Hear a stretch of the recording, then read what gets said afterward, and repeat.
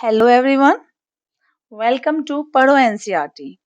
पढ़ो एनसीईआरटी में आपका स्वागत है। कक्षा 10 का हम जो पाठ 2 करेंगे, क्षितिज तुलसीदास राम लक्ष्मण परशुराम संवाद के प्रश्न उत्तर करेंगे आज। ठीक है जी।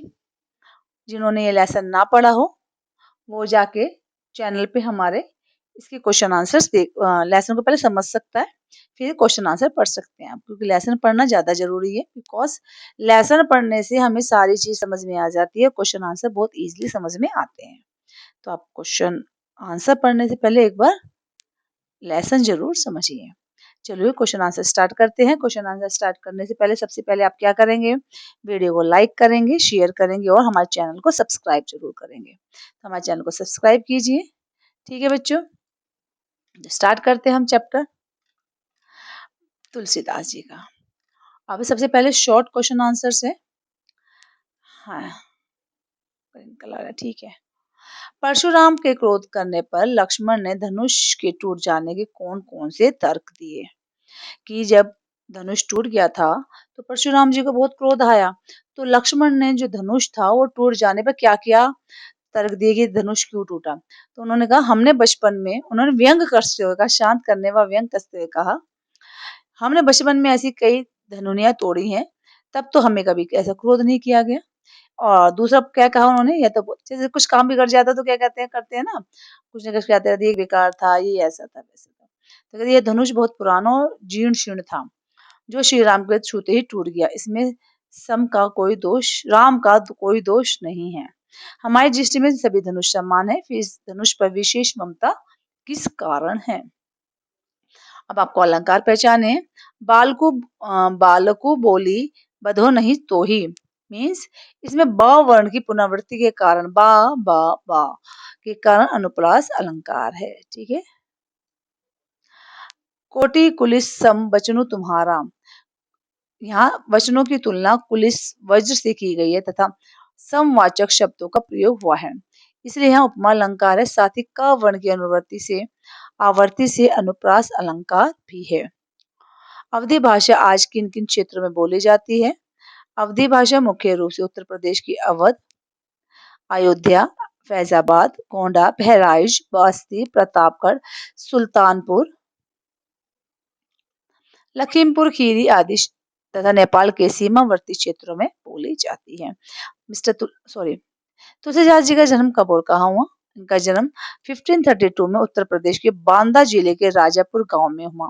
कुछ विद्वान इनका जन्म सोरो जिला एटा भी बताते हैं। बहुत इंटरेस्टिंग चैप्टर है बच्चों, जिसे ना पढ़ो आप एक बार जाके जरूर पढ़िए। ठीक है। तुलसीदास जी के गुरु कौन थे।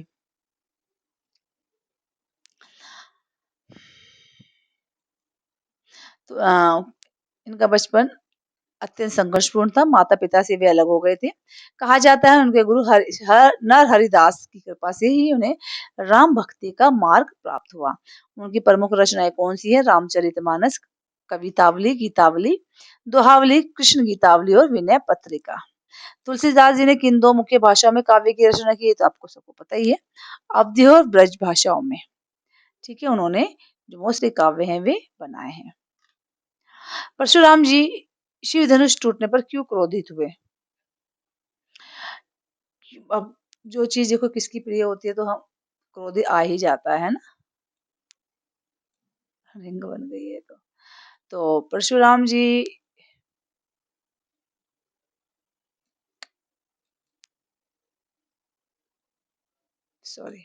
परशुराम जी भगवान शिव को अपना गुरु मानते थे। जब सीता स्वयंवर में शिव जी का दिव्य धनुष खंडित हुआ तो अपने गुरु के धनुष का अपमान समझकर अत्यंत क्रोधित हुए। देखो जो हमारे गुरु होते हैं हम उनसे बहुत प्यार करते हैं, अपने माता पिता की तरह। तो उनकी चीज थी, भगवान शिव का धनुष था वो। जब वो टूटा, खंडित हुआ, टूटने को मतलब खंडित करना कह देते, टूटना थोड़ा बहुत कुछ वर्ड यूज नहीं करते बहुत से लोग। तो खंडित हो गया तो गुरु के धनुष का अपमान समझकर उन्हें बहुत ज्यादा क्रोधित आया, क्रोधित हो गए। लक्ष्मण के अनुसार उनके कुल रघुकुल की क्या परंपरा है। लक्ष्मण के अनुसार उनका कुल रघुकुल में देवता, ब्राह्मण, भगवान के भक्त और गाय पर वीरता का प्रदर्शन नहीं किया जाता, उन पर अस्त्र नहीं उठाया जाता। लक्ष्मण ने कहा, हमारे रघुकुल की परंपरा है कि हम कभी भी देवताओं पर, ब्राह्मण पर, भगवान के जो भक्त है वो गाय पर कभी भी अपनी वीरता नहीं दिखाते। परशुराम जी ने भगवान सभा में अपने स्वभाव और पराक्रम के बारे में क्या दावे किए? उन्होंने कहा वे बाल ब्रह्मचारी और अत्यंत क्रोधी स्वभाव के हैं। क्षत्रिय कुल के प्रसिद्ध द्रोही हैं और उन्होंने अपने भुजाओं के बल से पृथ्वी का कोई भी राजा कई बार राजाओं से विहीन करके ब्राह्मणों को दान में दे दी है। लक्ष्मण ने कुम्हार बतिया का उदाहरण देकर परशुराम को क्या संदेश दिया? लक्ष्मण ने कुम्हार बतिया छोटा सा निर्बल फल होता है, का उदाहरण देकर संदेश दिया कि परशुराम की खोखली धमकियों या फरसा देखने मात्र से वे डरने वाले या कमजोर या कायर योद्धा नहीं है। तुलसीदास जी की मृत्यु कब हुई और कहाँ हुई? उनकी मृत्यु काशी में 1623 में हुई। ये हो गए very short question answers.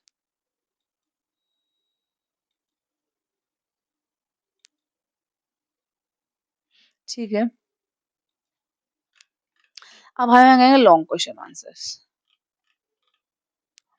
Parshuram के क्रोध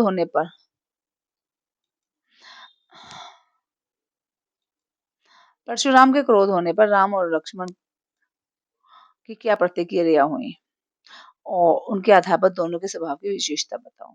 श्री राम जी का स्वभाव क्या था और लक्ष्मण जी का स्वभाव क्या था जब परशुराम जी को क्रोध आया?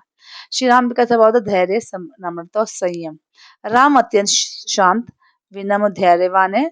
परशुराम के तीव्र क्रोध के सामने भी वे स्वयं को उनका दास कहते हैं। मृदु भाषा और आदर युक्त, वे बुजुर्गों ऋषियों का सम्मान करते हैं और मीठी वाणी से उनका क्रोध को शांत कर देते हैं। ठीक है, और लक्ष्मण का स्वभाव कैसा है? उग्र, वाचाल और व्यंग प्रिय। लक्ष्मण अत्यंत निडर, उग्र और क्रोधी स्वभाव के हैं। वे परशुराम के अहंकार पर करारे व्यंग कटाक्ष करते हैं और अन्याय का विरोध। लक्ष्मण अन्याय स्वीकार नहीं करते, सेना में वीरता पर अपनी बातें रखते हैं। ठीक है, लक्ष्मण और परशुराम संवाद का जो अंश आपको सबसे अच्छा लगा हो उसे अपनी अपने संवाद शैली में कहिए। तो सबसे अच्छा तो देखो सबको अलग, सबकी पसंद अलग अलग होती है। तो हमारा जो है परशुराम क्रोध में, रे मूर्ख तू काल के वश में होकर बिना सोचे समझे बोल रहा है। यह संपूर्ण संसार जानता है कि यह शिव धनुष है, कोई साधारण धनु ही नहीं। तो लक्ष्मण जी हंसते हुए कहते हैं, हे देव, हमारी समझ में तो सभी धनुष एक समान होते हैं। इस पुराने धनुष के टूटने से क्या लाभ या क्या हानि? श्री राम ने तो इसे केवल छुआ था, यह तो टूट गया। इसमें उनका कोई दोष नहीं है, आप व्यर्थ ही क्रोधित हो रहे हैं। ठीक है, परशुराम फरसा दिखाते, रे दुष्ट, तूने अपने क्रोधी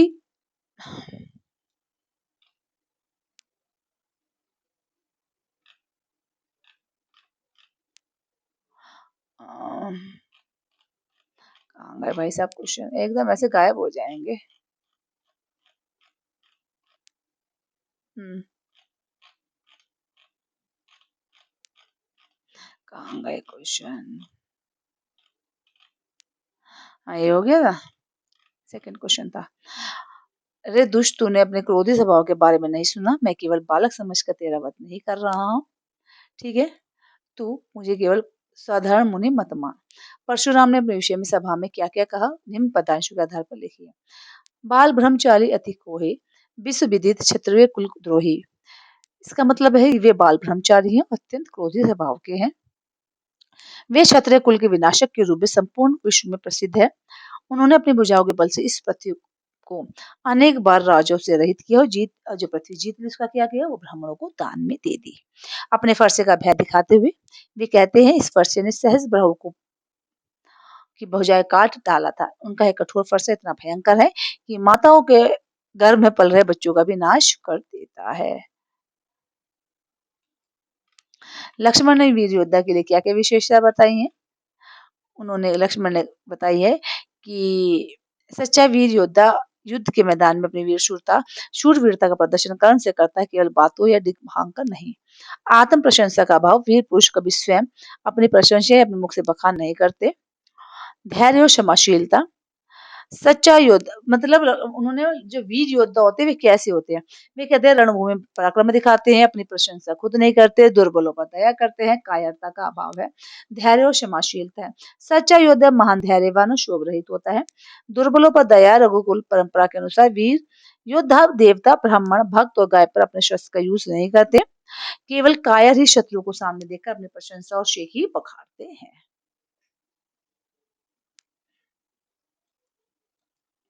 साहस और शक्ति के साथ विनम्रता तो बेहतर है। इस कथन पर विचार कीजिए, ये कथन पूर्णतः सत्य है। साहस और शक्ति मनुष्य के क्या है, महान गुण है। यदि इनके साथ विनम्रता ना हो तो मनुष्य अहंकार और विवेकहीनता का शिकार हो जाता है। गुण का प्रभाव शक्ति और साहस से व्यक्ति निडर बनता है, परंतु विनम्रता उससे विलोकप्रिय और आदरणीय बनाती है। उदाहरण, पाठ में परशुराम जी के पास असीम शक्ति और साहस था, परंतु विनम्रता के अभाव में उनका आचरण अहंकारी और हिंसक प्रतीत होता है। इसके विपरीत श्री राम में शक्ति के साथ अतुलनीय विनम्रता है, जिससे वे सभी के प्रिय बनते हैं।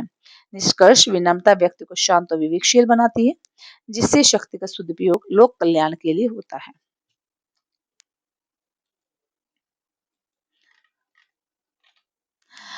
अब इसके भाव स्पष्ट करने हैं। बिहसी लखनू बोले मृदबानी, ओह मुनीस महाभट मानी, पुनि पुनि मोही दिखाओ कुठारो, चाहत उड़ावन फूकी प्रहारो। भाव, लक्ष्मण हंसते हुए मीठी किंतु व्यंग्यपूर्ण वाणी में कहते हैं कि हे मुनिवर, आप स्वयं को बहुत बड़ा योद्धा मानते हैं, है ना? आप मुझे बार बार अपना फरसा दिखाकर डराना चाहते हैं। ऐसा लग रहा है मानो आप फूंक मार कर किसी पहाड़ को उड़ा देना चाहते हो। अर्थात आपका जो ये प्रयास है वो निष्फल है। ये कुम्हड़िया कहूँ नहीं, ते तर्जनी देखी मारी जाही, देखी कुठारू सरासन बाना, मैं कछु कहा सहित अभिमाना। लक्ष्मण जी कहते हैं कि यहाँ कोई कुम्हड़ बातिया यानी छुई मुई अत्यंत निर्बल व्यक्ति नहीं है, जो तर्जनी उंगली देखते ही मुरझा जाएगा या मर जाएगा। मैं आपके फर्ज से धनुष और बाण को देखकर कुछ अभिमानपूर्ण उत्तर दिया था, मुझे कमजोर समझने की भूल ना करें। पाठ के अनुसार तुलसीदास के भाषा सौंदर्य पर विस्तृत टिप्पणी कीजिए। 10 पंक्तियां लिखिए। साहित्यिक अवधि, इस प्रसंग में तुलसीदास जी ने कोमल व ओजस्वी अवधि भाषा का बहुत सुंदर प्रयोग किया है। विशेष रूप से छंद जो है चौपाई छंद का यूज हुआ है। इसके अंत में दोहा छंद विषय को तार्किक परिणति दे गई है। रस और शैली, इस प्रसंग में वीर रस और रोद रस की प्रधानता है। व्यंग शैली कटाक्ष का सरस और प्रभावकारी प्रयोग है। अलंकारों का प्रयोग है। उपमा, अनुप्रास, उत्प्रेक्षा, रूपक अलंकारों का सहज और स्वाभाविक समावेश है। पदांशों में अद्भुत ज्ञाता, लय और प्रवाह है, और जो पाठकों को आनंदित करती है। इस पूरे प्रसंग में व्यंग का अनूठा सौंदर्य है। उदाहरण के सही समझाइए। मुनि पर लक्ष्मण जी व्यंग करते हुए कहते हैं, ओह मुनि महामुट मानी, पुनि पुनि मोहि दिखाओ कुठारो। यानी आप स्वयं को महान योद्धा मानकर बार बार फरसा दिखा रहे हैं, मानो फूक से पहाड़ उड़ाना चाहते हैं। वचनों पर व्यंग पर लक्ष्मण कहते हैं, कोटि कुलिस सम वचन तुम्हारा, व्यर्थ धरो धनुबाण कुठारा। अर्थात हे मुनि, आपके तो वचन ही करोड़ों वज्र के समान कठोर हैं। आपने व्यर्थ ही धनुष बाणों फरसा धारण कर रखा है। आप तो बाणों से ही यानी अपने वचन से ही आप मार सकते हो। इस प्रकार के तीखे व्यंग परशुराम के आहार पर करारी चोट करते हैं। क्रोध के सकारात्मक और नकारात्मक पहलू पर प्रकट कीजिए भाई। गुस्से के पॉजिटिव पहलू क्या है, नेगेटिव क्या है। आचार्य रामचंद्र गुप्त का मानना है कि सामाजिक जीवन में अन्याय और कष्टों से मुक्ति पाने के लिए क्रोध की आवश्यकता होती है। तो सकारात्मक पहलू क्या है इसमें, जब समाज में अन्याय या अत्याचार बुराई होती है तो उसका प्रतिकार करने के लिए क्रोधाग्नि की आवश्यकता होती है। यदि व्यक्ति में अन्याय के प्रति क्रोध ना हो तो दुष्ट लोग आपका शोषण करते रहेंगे। पॉजिटिव पॉइंट तो ये है कि अगर आपको कोई टॉर्चर कर रहा है, आप पे अन्याय कर रहा है, कोई किसी में कोई बुराई है, तो आपकी क्रोध की नीड है। अगर आप नहीं करोगे तो वो आपको शोषण करते रहेंगे। नेगेटिव पॉइंट ये है, विवेकी और अहंकार से भरा क्रोध सदैव विनाशकारी होता है, जैसा कि परशुराम जी का क्रोध था, जिससे वे बिना कारण सभी पर क्रोधित हो रहे थे। रामचरितमानस के बालकांड के प्रस्तुत अंश का सारांश अपने शब्दों में कहें। धनुष टूटने की टंकार क्रोधी मुनि स्वयं सभा में आते अत्यधिक क्रोधी होकर धनुष तोड़ने वाले का नाम पूछते हैं। राम जी का विनय क्या था, श्री राम अत्यंत विनम्र से धनुष तोड़ने वाला आपका ही कोई दास होगा। लक्ष्मण जी ने व्यंग मारा। परशुराम के नाम मानने पर लक्ष्मण बीच में कूद पड़ते हैं और तीखी व्यंग चलाते हैं। लक्ष्मण परशुराम के फर्श और अहंकार का उपहास उड़ाते हैं। उपसंहार, अंत में विश्वामित्र के समझाने और श्री राम की वास्तविक शक्ति और शीतल वचनों की परीक्षा लेकर परशुराम जी का क्रोध शांत हो जाता है। तुलसीदास के जीवन की साहित्यिक विशेषता प्रकाश डाली। उनका जन्म 1552 में बांद्रा के राजापुर में हुआ। उनका जीवन संघर्ष में बीता। गुरु कृपा से राम भक्ति प्राप्त हुई और 1623 में काशी में उनका निधन हुआ। और राम जी के वैज्ञानिक भक्त थे। तुलसीदास की राम भक्ति शाखा के सर्वोपरि कवि है। उनका राम मर्यादा पुरुषोत्तम है। उनके राम मर्यादा पुरुषोत्तम है। और मानव मूल्यों के उपासक उन्होंने नीति, श्रेय, विनय, त्यागशील जैसी उदात्त आदर्शों की स्थापना की है। उन्होंने प्रबंध और मुक्तक, काव्य और अवधि, ब्रज भाषा और विविध चौपाइयों का सुंदर समन्वय है। परशुराम और सहस्त्रबाहु के बैर की पौराणिक कथा अपने संक्षेप में कहें। घटना है, एक बार कीर्ति वे सहस्त्रबाहु ऋषि जमदग्नि परशुराम के पिता के आश्रम में गए। परशुराम जी के पिता का नाम था जमदग्नि। वहां उन्होंने अपनी इच्छा पूरी करने वाली कामधेनु गाय देखी और उसे बलपूर्वक छीन कर ले आए। परशुराम का क्रोध, जब परशुराम को यह पता लगा तो उन्होंने क्रोध में आकर सहस्त्रबाहु का वध कर दिया और गाय वापस ले आए। बदला लेने के सहस्त्रबाहु के पुत्रों ने ऋषि जमदग्नि का आश्रम में वध कर दिया। पिता की हत्या से अत्यंत क्रोधी होकर परशुराम ने संपूर्ण पृथ्वी को क्षत्रिय विहीन करने की प्रतिज्ञा ले ली। ये जो लेसन है, इसके क्वेश्चन आंसर आपके यहाँ खत्म होते हैं। ठीक है बच्चों, बाकी हम आपको अगले लेसन के क्वेश्चन आंसर नेक्स्ट वीडियो में सुनाते हैं। वीडियो अच्छी लगी हो तो भी लाइक कीजिए, शेयर कीजिए, कमेंट्स कीजिए और हमारे चैनल को सब्सक्राइब कीजिए। जब तक के लिए धन्यवाद बच्चों, बाय।